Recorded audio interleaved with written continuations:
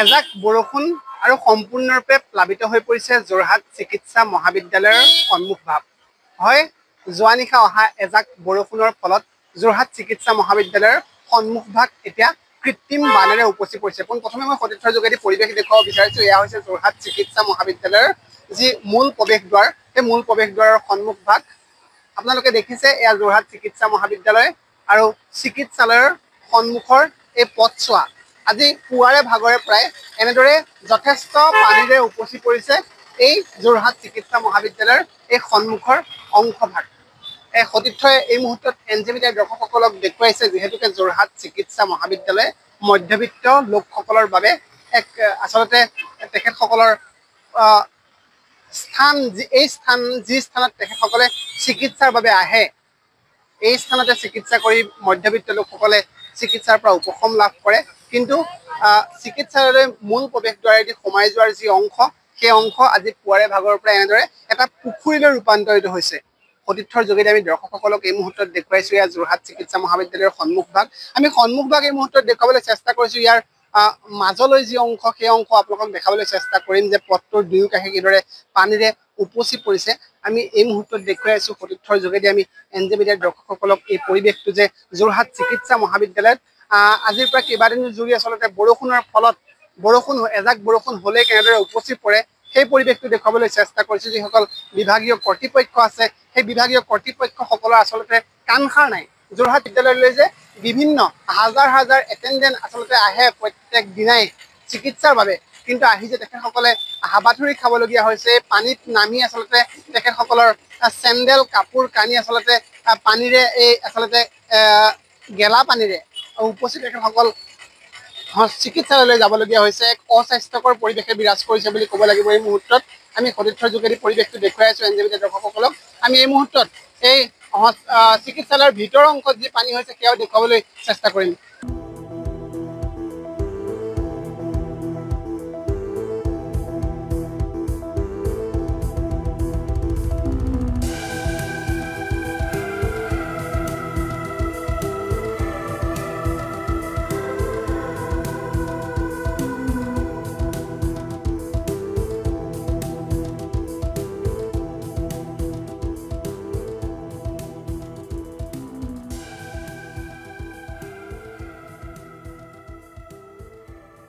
কলেজৰ যি ভিতৰ ভাগ, সেই ভিতৰ চোৱালৈ আহিছোঁ। মূল প্ৰৱেশদ্বাৰেদি সোমাই অহা এয়া পথৰ অংশ।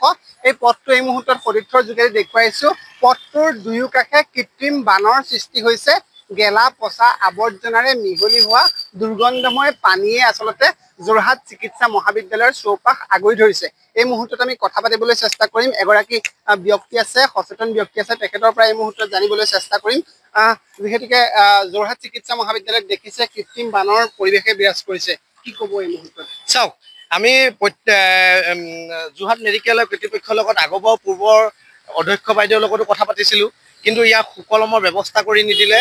যিহেতু প্ৰায় ২-৩ বছৰৰ পৰা ধাৰাসাৰ বৰষুণত পানী আবদ্ধ হৈ যায়।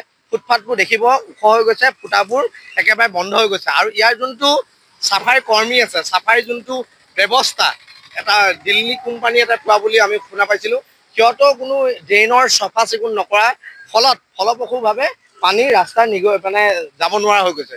যিহেতুকৈ ৰাস্তাটোৰ মানুহৰ অহা যোৱাৰ ৰাস্তা, ইয়াৰ সুকলমৰ ব্যৱস্থা এটা কৰি দিব লাগে যোৰহাট মেডিকেল কৰ্তৃপক্ষই, কিন্তু এতিয়ালৈকে ব্যৱস্থা কৰি দিয়া নাই। ধাৰাসাৰ বাতৰি কৰি থাকে, কিন্তু ইহঁতৰ যোৰহাট মেডিকেল কৰ্তৃপক্ষই গা নলৰে। কিন্তু আমি এতিয়া অতি সোনকালে বিৰলাচিত দাবী জনাইছোঁ, এটা ব্যৱস্থা কৰি দিয়ক। নহ'লে আমি দেখক চাৰিওপিনে পানী, আপোনাৰ মানুহ খোজকাঢ়ি যাব পৰা ৰাস্তা হৈ থকা নাই। বৰ্তমান অৱস্থাত মানুহবোৰে একাঠু মানে মহিলাই হওক মতা মানুহে হওক পানী গছকি আহিব লগা হৈছে। যিহেতু কিন্তু যোৰহাট মেডিকেল কৰ্তৃপক্ষই এতিয়ালৈকে ব্যৱস্থা গ্ৰহণ কৰা পৰিলক্ষিত হোৱা নাই। চাওক, আপোনালোকে সংবাদ মাধ্যমে প্ৰত্যেকবাৰ এনেকুৱা নিউজ কৰি আছে, কিন্তু আজি পৰ্যন্ত আমিতো দেখা নাই গা লৰিছে বুলি।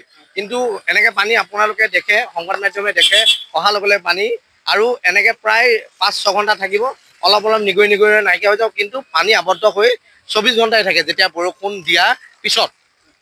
নহয়, আচলতে এইটো অতি দুৰ্ভাগ্যজনক বিষয়। আৰু বিশেষকৈ এই যিবোৰ পানী নিষ্কাশন এই বিষয়ৰ ওপৰত জিলা প্ৰশাসন প্ৰত্যক্ষভাৱে জড়িত হৈ থাকে আৰু বিশেষকৈ যোৰহাট মিউনিচিপালিটি প্ৰশাসন বিশেষকৈ প্ৰত্যক্ষভাৱে জড়িত হৈ থাকে আৰু তাৰ পাছতো তেওঁলোকৰ কৰ্ম সংস্কৃতিৰ অভাৱৰ কাৰণে ৰাইজৰ অভাৱ অভিযোগবোৰ গুৰুত্ব নিদিয়াৰ কাৰণে আচলতে এনেদৰে এজাক বৰষুণতে যোৰহাট মেডিকেল কলেজখন জলমগ্ন হৈ উঠিছে। আচলতে আমি যোৰহাট জিলা প্ৰশাসনক সুধিব বিচাৰিছোঁ যে আপোনালোকে কোটি টকীয়া যে ড্ৰেইনেজ চিষ্টেমবোৰ কৰে, কোটি কোটি টকা যে আপোনালোকে আদায় দিছোঁ বুলি বিভিন্ন সময়ত ফুলজাই মাৰে, এতিয়া এই কোটি টকীয়া ড্ৰেইনেজ চিষ্টেম দি এজাক সৰু বৰষুণতে যদি বানপানী হ'বলৈ হয়, ইয়াৰ মূল কথাটো হৈছে কি? ইয়াৰ মূল কথাটো হৈছে জিলা প্ৰশাসনৰ অকমান্যতা, জিলা প্ৰশাসনে এই কথাবোৰ গুৰুত্বকে নলয় আৰু বিশেষকৈ যোৰহাট মিউনিচিপালিটি বৰ্ডৰ যিবোৰ আচলতে বিষয়া কৰ্মচাৰী আছে তেওঁলোকে ডাঙৰ ডাঙৰ বিল্ডিঙৰ পাৰ্মিশ্যনৰ নামত কমিশ্যন, বিভিন্ন হাট বজাৰ আবণ্টন দিয়াৰ নামত কমিশ্যন, বিভিন্ন ধৰণৰ ঠিকাদাৰ আবণ্টন কমিশ্যনতে তেওঁলোক ব্যস্ত হৈ থাকে। আজি যোৰহাট মিউনিচিপালিটিয়ে কয় যে এই এলেকাটো হেনো তেওঁলোকৰ মিউনিচিপালিটি এৰিয়াৰ ভিতৰত নপৰে। আমি যোৰহাট মিউনিচিপালিটিক সুধিব বিচাৰিছোঁ তেতিয়াহ'লে তৰাজানৰ টুকুলাই নৈখনটো আপোনালোকৰ মিউনিচিপালিটি এৰিয়াৰ ভিতৰত পৰে। আজি তাত যদি অবৈধ বনিয়াই যদি অবৈধভাৱে নৈখনৰ মাছ পৰ্যায়ত যদি বেদখল কৰি থয় তাহলে পানীখিনি ওলাই যাব ক'ৰ পৰা? এই পানীখিনি ব্লকেজ হোৱাৰ কাৰণে এনেকুৱা কৃত্ৰিম এজাক বৰষুণতে বানপানী হৈছে। এই ক্ষেত্ৰত আচলতে জিলা প্ৰশাসনে ব্যৱস্থা গ্ৰহণ কৰিব লাগে আৰু যোৰহাট মেডিকেল কলেজৰ বিভিন্ন সময়ত বিভিন্ন ধৰণৰ আচলতে ৰোগীয়ে অহা যোৱা কৰে বিভিন্ন অসমৰ প্ৰান্তৰ পৰা। ইয়াত আহি পেলাই যদি এজাক বৰষুণতে কৃত্ৰিম বানপানী সমস্যা হ'বলগীয়া হয় আৰু বিশেষকৈ ক'ব বিচাৰিছে যে যোৰহাট মেডিকেল কলেজৰ যিবোৰ নলা নৰ্দমা আছে তাৰ আচলতে পানীসমূহ বিভিন্ন ধৰণৰ ৰোগী ইয়াত থাকে কাৰণে আচলতে সেই পানীখিনি খোজ কাঢ়ি গ'লে বিভিন্ন ধৰণৰ বেমাৰৰ সংখ্যা থাকে। তেনে ক্ষেত্ৰত আজি এতিয়া প্ৰায় 1টা বাজি গ'ল, এতিয়ালৈকে জিলা প্ৰশাসনৰ হেনো ছুপাৰ চনিক হেনো বিভিন্ন বাহন আছে, কোটি টকা দি তেওঁলোকৰ ৰাজ্যৰ কৰকেটলৰ পৰা তেওঁলোকে সেই বাহনবোৰ ক্ৰয় কৰিছিলে, কিন্তু তেওঁলোকে এতিয়ালৈকে আচলতে নিষ্কাশন কৰিবৰ কাৰণে কোনো ব্যৱস্থা গ্ৰহণ কৰে। জিলা প্ৰশাসনৰ প্ৰতিনিধি এজন উপস্থিত হোৱা নাই। ইয়াৰ মূল কথাটো যে কৰ্ম সংস্কৃতিৰ অভাৱ আৰু দ্বিতীয়তে হৈছে কমিশ্যনৰ অংকত ব্যস্ত হৈ থকাৰ কাৰণে ৰাইজৰ অভাৱ অভিযোগবোৰ তেওঁলোকে অংগুষ্ঠ প্ৰদৰ্শন কৰি আচলতে বিভিন্ন সময়ত মানসিকভাৱে হাৰাশাস্তি কৰিছে। এই ক্ষেত্ৰত জিলা প্ৰশাসন আৰু যোৰহাট মিউনিচিপালিটি বৰ্ডৰ উন্নতি আহিবৰ কাৰণে আহ্বান জনাইছোঁ আৰু যদি অনাগত সময়ত তেওঁলোকে ইয়াত ব্যৱস্থা গ্ৰহণ নকৰে, কোটি টকা আদায় দি পেলাই যদি তেওঁলোকৰ ড্ৰেইনেজ চিষ্টেমকেইটা কামেই নকৰে, অত্যাধুনিক বিজ্ঞানসন্মতভাৱে তেওঁলোকে হেনো ড্ৰেইনেজৰ ব্যৱস্থা কৰিছে, তাৰ পাছত এজাক বৰষুণতে ইয়াত বানপানী হৈছে, এই কথাবোৰ যোৰহাটবাসী ৰাইজে কেতিয়াও মানি নলয় আৰু অনাগত সময়ত যদি ইয়াত এটা সুন্দৰভাৱে প্লেনিং কৰি বিজ্ঞানসন্মতভাৱে যদি ব্যৱস্থা গ্ৰহণ নকৰে তেতিয়াহ'লে যোৰহাটবাসী ৰাইজে কিন্তু তীব্ৰ প্ৰতিবাদ কাৰ্যসূচী হাতত ল'ব। এই কথা কিন্তু স্পষ্ট, আমি এই কথা সংবাদ মাধ্যম যোগেদি অৱগত কৰিছোঁ। এয়া হৈছে যোৰহাট চিকিৎসা মহাবিদ্যালয়ৰ OPD-লৈ যোৱা যিটো মূল পথ, সেই OPD-লৈ যোৱা পথটোৰ এয়া অৱস্থা, কৃত্ৰিম বানৰ অৱস্থা। কৃত্ৰিম বানে কোঙা কৰা যোৰহাট চিকিৎসা মহাবিদ্যালয়ৰ ভিতৰচোৱাৰ পথৰ এই অৱস্থা। যদি আপুনি আজি যোৰহাট চিকিৎসা মহাবিদ্যালয়লৈ চিকিৎসাৰ বাবে আহিম বুলি ভাবিছে তেতিয়াহ'লে আপুনি খোজকাঢ়ি যদি OPD-লৈ যাম বুলি ভাবিছে এয়া কেতিয়াও সম্ভৱ নহয়, কাৰণ আপুনি যদি খোজকাঢ়ি যায় আপোনাৰ এআঁঠু পৰ্যন্ত কাপোৰ তিতিব পাৰে। গেলা পানী, যি দুৰ্গন্ধময় পানী, সেই পানী আপোনাৰ ভৰিত হাতত লাগি বিভিন্ন বেমাৰ আজাৰ হ'ব পাৰে। এইসমূহৰ ক্ষেত্ৰত কিন্তু কোনো আচলতে গুৰুত্ব আৰোপ কৰা নাই। পুৱাৰে পৰা এতিয়ালৈকে পানী এনেদৰে আছে, পানী জমা হৈ আছে। মই সতীৰ্থৰ জৰিয়তে এটা পৰিৱেশ দেখুৱাবলৈ চেষ্টা কৰিম এই মুহূৰ্তত যে পানী ওলাই যোৱা যিটো ড্ৰেইনৰ অৱস্থা, সতীৰ্থ যদি সম্ভৱ হয় এই মুহূৰ্তত আমি দেখুৱাবলৈ চেষ্টা কৰিছোঁ। সৰু সৰু ফুটাবোৰ আপোনালোকে দেখিছে, এই ফুটাবোৰ ইয়াত আচলতে নিৰ্মাণ কৰা হৈছিলে যাতে ইয়াত পানী জমা নহয়, পানীখিনি এই ফুটাইদি সোমাই ড্ৰেইনত পৰি আচলতে ওলাই গুচি যায়। কিন্তু এই ফুটাসমূহ সম্পূৰ্ণৰূপে আচলতে ব্লক হৈ গৈছে আৰু ব্লক হৈ যোৱাৰ ফলত পানীখিনি ইয়াৰ পৰা ওলাই যাব পৰা নাই আৰু ৰাজপথ সম্পূৰ্ণৰূপে ডুবাই পেলাইছে। আৰু এই মুহূৰ্তত আমি সতীৰ্থৰ যোগেদি এই পৰিৱেশটো আপোনালোকক যোৰহাট চিকিৎসা মহাবিদ্যালয়ৰ মাজৰ পৰা দেখাবলৈ চেষ্টা কৰিলোঁ আৰু এই পানীৰ পৰিৱেশ দেখুৱাবলৈ চেষ্টা কৰিলোঁ, কৃত্ৰিম বানৰ পৰিৱেশ, যি কৃত্ৰিম বানৰ ফলত এতিয়া জীয়াতু ভুগিব লগা হৈছে যোৰহাট চিকিৎসা মহাবিদ্যালয়লৈ অহা একাংশ ৰাইজে। আমি আশা কৰিছোঁ বিভাগীয় কৰ্তৃপক্ষৰ গা লৰিব। আমি আশা কৰিছোঁ যোৰহাট চিকিৎসা মহাবিদ্যালয় কৰ্তৃপক্ষই বিভাগীয় কৰ্তৃপক্ষক এই সম্পৰ্কত জনাই এটা সুচল ব্যৱস্থা গ্ৰহণ কৰিব। ধন্যবাদ। প্ৰতিটো ক্ৰিয়েটিভ যাত্ৰাৰ আৰম্ভণিৰ আঁৰত থাকে আপোনাৰ চিন্তা। আপোনাৰ চিন্তাক বাস্তৱায়িত কৰিবলৈ আমি NJ প্ৰডাকশ্যন, প্লেনিঙৰ পৰা ষ্টৰি বৰ্ডিঙলৈ প্ৰতিটো সময়ত প্ৰতিটো ক্ষেত্ৰত আমি আপোনাৰ সহায়ৰ বাবে প্ৰস্তুত।